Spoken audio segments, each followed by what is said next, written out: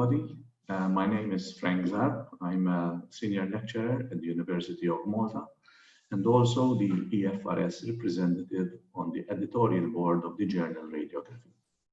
I would like to, first of all, thank the organizing committee for inviting me to give this presentation on review articles and how to get your work published.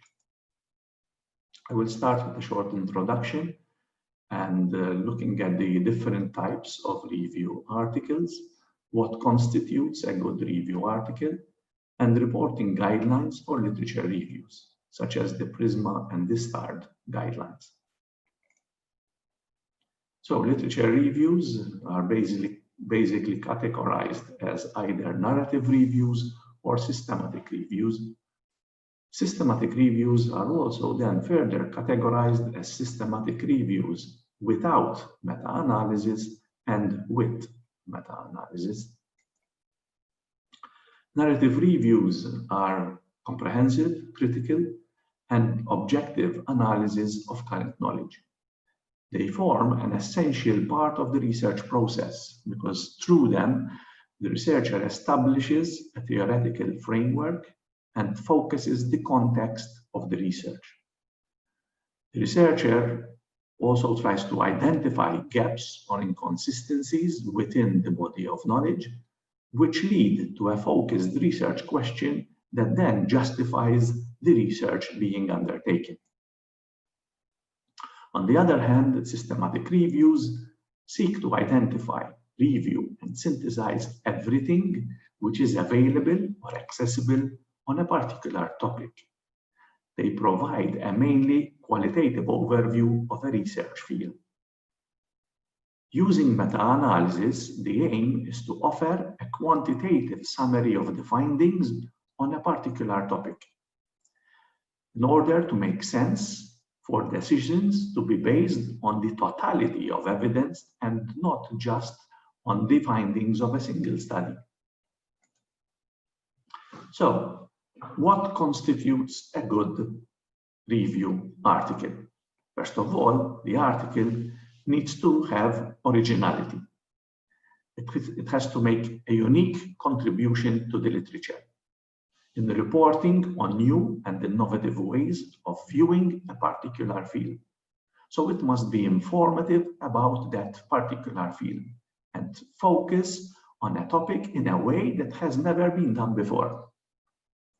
Narrative descriptive reviews may have some value in terms of summarizing the literature. However, their impact is limited as they offer no new perspective on the topic.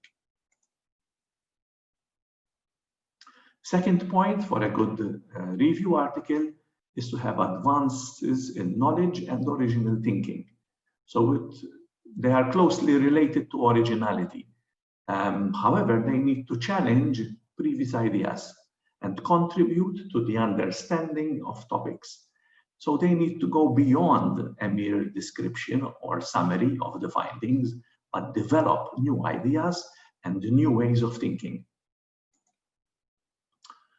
The third point that a good review article has to be theory-based.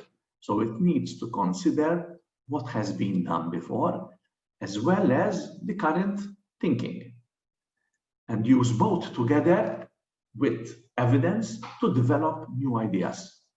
It has to help to integrate the theories and increase complementarity in order to demonstrate that one theory can address the shortcomings of another.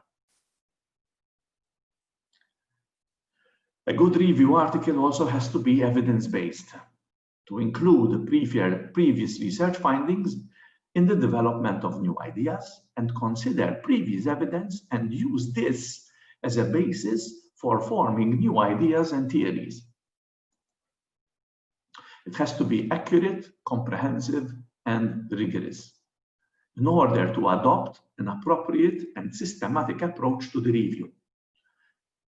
Select optimal search strategy and inclusion and exclusion criteria, and have an appropriate selection of the analytical methods in case of quantitative systematic reviews. It needs to adhere to the highest methodological standards. So it has to be accurate, comprehensive, and rigorous. In reporting previous research findings, in the identification of appropriate narrative sources in qualitative research, and use appropriate scientific terminology and communicate the findings efficiently and in a clear manner. It also needs to have recommendations for future research, encourage future inquiry, and stimulate further research work, to generate new questions and drive the field forward by posing questions and hypotheses for new studies. It should also stimulate debate on key questions related to either theory, the research, and the practice. There are frequently differing views, and reviews should be a source of discussion, refuting or reconciliating different viewpoints, and generating commentaries and debates.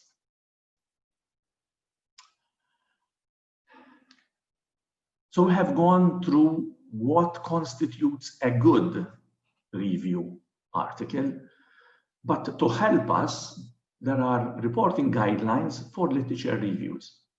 And readers need to be informed about the design of the study, how it was conducted, and given sufficient detail to judge the trustworthiness and the applicability of the findings that are being presented in the review.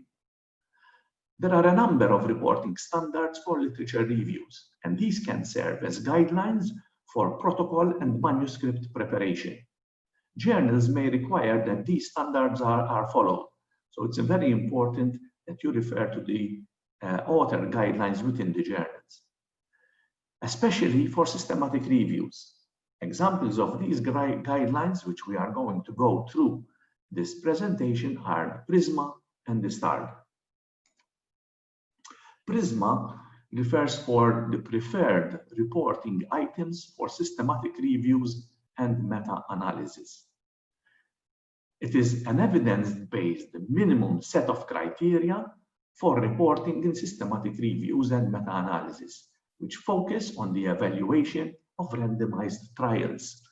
Randomized trials are the highest form of scientific inquiry, but they can also be used, these guidelines can also be used on evaluations of other interventions. Here I am presenting the flow chart, the PRISMA flow chart, starting with the identification, including the number of records being identified, the screening, the number of records after duplicates are removed, the number of records being screened, the number of records being excluded, the eligibility of full text articles, and what has been included in the review, including the number of studies included in quantitative synthesis, that is in the meta-analysis. STARD stands for Standards for Reporting Diagnostic Accuracy, and this was developed specifically to improve the completeness and transparency of reports of diagnostic accuracy tests. It contains a list of 30 items that can be used as a checklist to ensure that a report of a diagnostic accuracy study contains the necessary information. And here is the STARD flowchart, looking at potentially eligible participants, the eligible participants, and the index test, whether it was negative, positive, or inconclusive, in relation to the reference standard, therefore reaching the final diagnosis. Here I'm going to go through a comparison between the PRISMA and the standard checklist.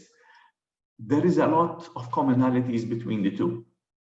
So we start off with the title or abstract, and items, the first two items of both checklists refer to the same thing, that is, refer to the title and the structured summary of the design and the methods, results, and conclusions in the abstract. In the introduction, items 3 and 4, looking at the rationale and the objectives and hypothesis. The methodology, the methods, looking at the protocol registration or study design, the eligibility criteria, the information sources, the search strategy, and the study selection.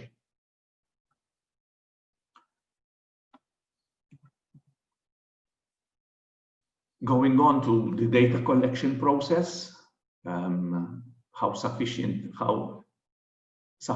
is the detail to allow replication of the study, the data items, that is the rationale for choosing the reference standard, or if other alternatives exist, the risk of bias in individual studies, and the summary of measures. The methodology should also include the planned method of analysis and the risk of bias across the studies and any additional analysis. The results sections should present the flow of participants, the study characteristics, such as the basic demographics and the clinical characteristics of participants, and the distribution of any disease or alternative diagnosis, and the risk of bias within studies, such as the time interval and any clinical interventions between the index test and the reference standard. The results should also include results of individual studies with cross-tabulations where necessary. In the discussion, there should be a summary of the evidence. The limitations should be highlighted, and the conclusions, that is the implications for practice, should be included. And any source of funding should be acknowledged. So in conclusion, the more thorough or comprehensive the review is, the better the global perspective of the particular topic, which should demonstrate the implications of the research on that particular topic. Therefore, reporting guidelines improve the quality of reporting of all healthcare sciences. And going through the guidelines, following the guidelines, improves the potential for publication of the review, which we are submitting. So I would like to finish off this presentation with this quote by John Gardner, and also thank you all for your attention.